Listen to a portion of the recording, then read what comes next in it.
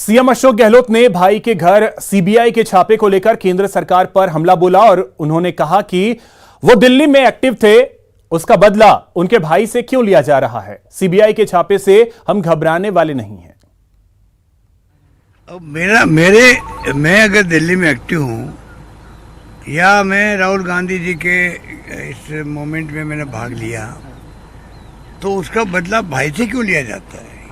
Crisis सरकार पे आया था यहाँ पर जयपुर में, तब ईडी की रेड वहाँ हो गई, जबकि उनको कोई संबंध ही नहीं है राजनीति से।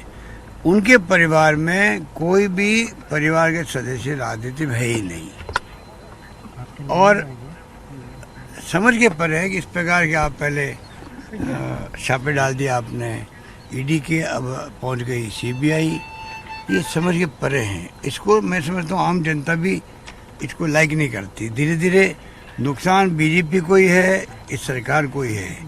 ये जितने ज़्यादा तंग करेंगे लोगों को पूरे मुल्क के अंदर, उतना ज़्यादा ही बैकलेस इनके लिए होगा, मेरा मानना है। वहीं सीएम के भाई के घर सीबीआई की रेड को लेकर पूनिया ने कहा कि किसी इनपुट के आधार पर ही सीबीआई काम करती है, इसे किसी भी तरह से राजनीति से नहीं जोड़ा जाना चाहिए। अगर कोई निर्दोष है तो वो जांच में पाक साफ साबित हो जाएंगे।